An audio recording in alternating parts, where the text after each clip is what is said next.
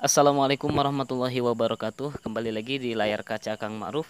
Hari ini saya mau berbagi pengalaman bersama teman-teman semua yang akan saya datangi dan akan saya tanya seputar wirausaha perikanan yang langsung kita akan datang ke pakarnya langsung. Hari ini saya mau berkunjung ke tempat wirausaha ikan daripada Haji Khofifuddin. Beliau adalah pengusaha ikan yang sukses di daerah Bogor ya, dan mempunyai banyak lokal empang. Dan selain itu beliau juga bisa membudidayakan atau membibit ikan daripada ikan lele, ikan patin, ikan gerame dan lain sebagainya. Hari ini eh, kita akan bertanya seputar itu, dan bukan hanya di situ juga, beliau juga pengusaha sukses dan mau berbagi bersama anak-anak yatim dan mengambil peran sebagai orang tua untuk mereka anak-anak yatim. Nah, hadirin semua, dimanapun Anda berada, mudah-mudahan tayangan kali ini, di segmen kali ini, bisa memberikan energi positif untuk kita ya, dan mau mencontoh dari setiap kebaikan dan eh, amal sodako dan amal jariah yang dilakukan atau yang dicontohkan oleh beliau. Langsung saja ya, kita akan datang ke pondok beliau ya, di daerah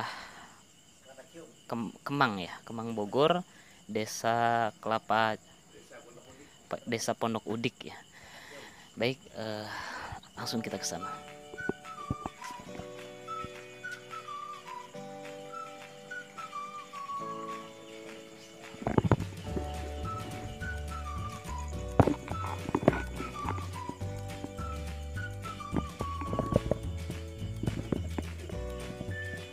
Assalamualaikum. Waalaikumsalam warahmatullahi wabarakatuh. Masuk, Ustaz. Ustaz, Pak Haji, mohon maaf mengganggu waktunya. Boleh ikut bergabung, Pak Haji? Hadirin semua, dimanapun Anda berada, hari ini kita sudah bertemu dengan Haji Khofifuddin ya, di Padepokan ini. Beliau mendidik dan beliau membimbing anak-anak yatim daripada desa Pondok Udik ini ya. Kemudian serta diberikan santunan juga setiap malam Jumat.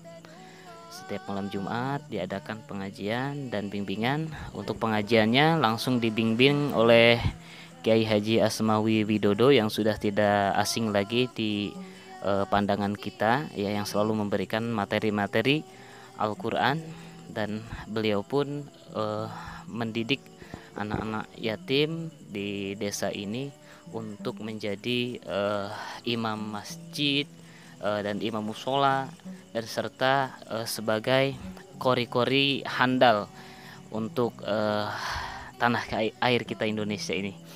Mudah-mudahan ya Haji Dodo dan Haji Khofifuddin selalu diberikan keistiqomahan, ketegaran, dan selalu dimudahkan rezekinya serta dilancarkan segala usahanya. Amin. Baik, kita akan bertanya-tanya kepada pengusaha langsung nih, pengusaha ikan, kepada Pak Haji Khofifuddin ya. Assalamualaikum Pak Haji. Waalaikumsalam. Pak Haji, boleh kenalan sedikit Pak Haji ya? Nama saya Muhammad Ma'ruf Pak Haji. Saya dari layar kaca Kang Ma'ruf. Boleh sharing-sharing sedikit Pak Haji seputar usaha ikan Pak Haji? Budidaya ikan air tawar ya. Iya, budidaya ikan air tawar. Eh, Pak Haji, Pak Haji sudah berapa lama memulai bisnis atau usaha atau budidaya ikan air tawar ini Pak Haji? Sejak krisis moneter 97 98. 9798 ya, berarti sekitar sekarang sudah hampir 15 tahun ya, lebih 20 ya. 23 tahunan. Ya, bagaimana atau apa ikan yang pertama kali dibudidayakan sama Pak Haji? Pertama kali lele jumbo, terus merambah ke ikan patin, terus nambah lagi ikan gurame. Ada 3 perika itu ikan air tawar yang dikelola di sini. Dan 3 ikan air tawar yang dikelola ya Pak Haji. Pak Haji, selama berwirausaha banyak kendala atau halangan nggak di dalam awal membudidayakan ikan, Pak? Ya rintangan cobaan itu ya pasti ada, cuman semua udah kita dapat lalui dengan tekun dan sabar gitu. Tekun dan sabar Pak Haji, luar biasa. Kemudian yang paling lebih mudah dibudidayakan di antara 3 itu apa Pak Haji? Semuanya mudah, yang penting tekun aja gitu. Jangan nanti yang jadi masalah kan karena nggak tekun dan nggak sabarnya. Ini sebenarnya semua budidaya itu mesti butuh itu kesabaran.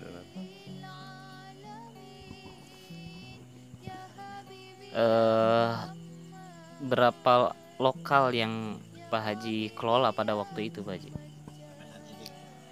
Awalnya kita kan di pemasaran Mas, terus setelah pemasaran kita ngembang ke budidaya. Awalnya nggak punya lahan, karena cuma yang bisa itu di pemasaran ikan air tawar. Tapi setelah beberapa tahun kemudian kita mengembang ke budidaya ikan air tawarnya. Nah, ini menarik banget ya, dari awal sebagai pemasok mungkin ya. Iya. Pemasok, kemudian beralih kepada budidaya. Ini luar biasa ya. Sekarang yang dikelola sama Pak Haji berapa lokal dan berapa banyak empang ya? Kolam kecil-kecil sih banyak gitu ya, cuma emang petani itu butuh lahan yang luas, tempat yang banyak, karena satu orang itu bisa ngerjain 10 petak empang atau kolam. Itu baru nanti bisa terbagi untuk kebutuhan yang kerja, untuk kebutuhan pakan, untuk kebutuhan pemilik, itu baru bisa. Tapi kalau kurang dari itu nanti ketemunya kurang, itu nggak memadai itu kan sistem kerjanya, untuk pemutarannya pun kurang gitu. Pak Haji, sekarang karyawan Pak Haji untuk mengurusi empang-empang Pak Haji berjumlah berapa Pak Haji? Ada 5. Ada 5, satu orangnya megang berapa lokal? 10 petak. 10 petak ya. Satu kolam itu kitaran berapa persegi Pak Haji? Ada yang kalau budidaya ini kan kalau yang ada tahap awal itu kan pembenihan lokasinya 1000 meter, tapi dia pakai sistem akuarium dan sistem budidayanya di ruangan itu kan. Terus itu yang dikelola oleh sebagian, itu bagian pembenihan. Itu nanti ada lagi bagian pendederan. Itu nanti baru berlanjut ke bagian pembesaran. Jadi dibagi 3 bagian, tapi dikelola sama 5-6 orang. Ya, luar biasa. Itu satu jenis ikan apa keseluruhan ya Pak Haji? Keseluruhannya. Luar biasa ya, banyak lokal empang yang dimiliki Pak Haji dan diurus sama karyawannya.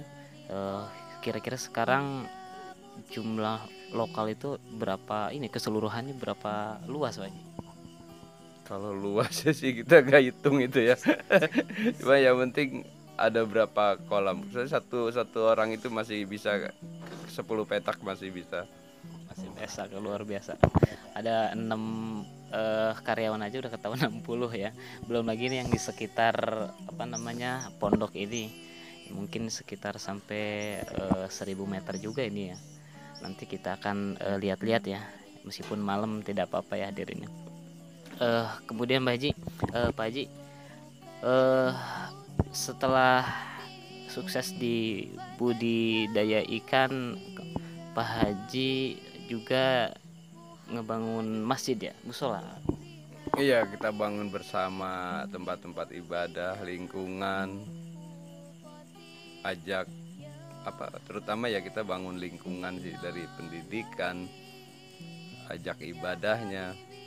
Ya kalau ya jaga untuk lingkungan kita sendirilah, membangun lingkungan dengan hasil yang ada ya kita kerja sama lingkungan untuk membangun wilayah, baik dalam pendidikannya maupun keamanannya, semua lah itu kerjasamanya ya untuk kepentingan umum. Alhamdulillah ya, luar biasa, mudah-mudahan jadi amal jariah untuk Pak Haji sebagai pembangun daripada rumah ibadah ya. Karena luar biasa orang yang mampu menginfakkan hartanya untuk tempat ibadah, Allah akan bangunkan istana megah di alam surga nanti ya. Amin ya rabbal alamin. Ya selain itu Pak Haji juga membangun pondok untuk pengajian Pak Haji. Iya. Kita ya berpikir buat usaha juga, berpikir buat agama juga. Mudah-mudahan aja Allah kasih keberkahan. Pertanyaan terakhir Pak Haji, di pasca pandemi ini atau di pasca Covid ini, apakah ada perbedaan omset dari sebelum dan setelah Covid? Perbedaan pasti itu ada ya, sampai ya sekarang ini kondisinya jalan 50% lah dari hari biasanya gitu, karena kondisi Covid-19 ini. Terus yang beratnya ini ya kita dermawan waktu sulit ini tapi kita tetap istiqomah gitu kan, tetap berjuang untuk bisa berbagi, untuk bisa berusaha bagaimana caranya. Tapi insya Allah di lingkungan kampung Ambulu, Desa Pondok Udik ini masih ada lah pertahanan pangannya ini ya, sedikit-sedikit. Sayur aja masih ada di kebun gitu kan, tambah-tambahan. Tapi kondisi seperti ini ya kita cukup bersabar lah untuk mudah-mudahan cepat selesai gitu. Tapi kita tetap berjuang untuk bisa berbagi gitu. Dan berjuang untuk mempertahankan tetap usaha, tetap istiqomah gitu. Amin ya, mudah-mudahan pandemi ini cepat berlalu dan alhamdulillah sekarang sudah masuk ke era new normal ya. Iya. Memang begitu besar dampak daripada pandemi ini. Mudah-mudahan dicabut semua penyakit-penyakitnya, angkat dan dihapuskan dari muka bumi ini ya. Amin ya rabbal alamin. Baik hadirin, itu tadi seputar kegiatan daripada wirausaha Pak Haji Khofifuddin ya, yang step by stepnya dan segala rintangan ya, ujian di dalam beliau berwirausaha dijalani dengan tekun, dengan istiqomah sampai menemukan titik terang untuk keberlangsungan usahanya. Dan alhamdulillah beliau juga sekarang sudah membangun masyarakatnya dan mendirikan daripada rumah-rumah ibadah, ya, sarana pengajian dan keamanan masyarakat. Alhamdulillah beliau juga ikut andil di dalam sosial keagamaan dan sosial masyarakat. Dan ini tentunya sangat menjadikan kita contoh atau uswah di dalam mengikuti segala langkah baik dan jejak baik beliau, serta menjadikan satu energi positif untuk kita mau dan selalu menginginkan berbuat baik kepada siapapun, kepada apapun ya, dan kepada orang-orang sekitar kita ya, tidak melihat agama, tidak melihat ras, tidak melihat suku ya. Karena dalam hadis pun Nabi bersabda, ar-rahimuna yarhamuhumullah, irhamu man fil ardi yarhamukum man fis sama. Cintai oleh kamu apa-apa yang ada di bumi, maka makhluk yang ada di langit juga akan mencintai kita. Yaitu semua ya sudah dilakukan oleh beliau Alhamdulillah, mudah-mudahan kita juga yang menonton tayangan ini bisa tersalurkan energi positifnya untuk mau berbagi dan menginfakkan hartanya di jalan Allah Subhanahu wa taala sebagai bekal dan amal kita di hadapan Allah nanti di akhirat. Baik, terima kasih Pak Haji Khaufifuddin, terima kasih Pak Haji Asmawidodo, ya guru Qori kita, guru Al-Qur'an kita yang telah selalu meluangkan waktunya untuk di jalan Allah Subhanahu wa taala. Mudah-mudahan tertular kepada saya khususnya ya, supaya bisa mengikuti jejak langkah daripada Pak Haji Khaufifuddin dan Ustadz Asmawidodo, selalu istiqomah mengajarkan ilmunya kepada siapapun yang membutuhkan.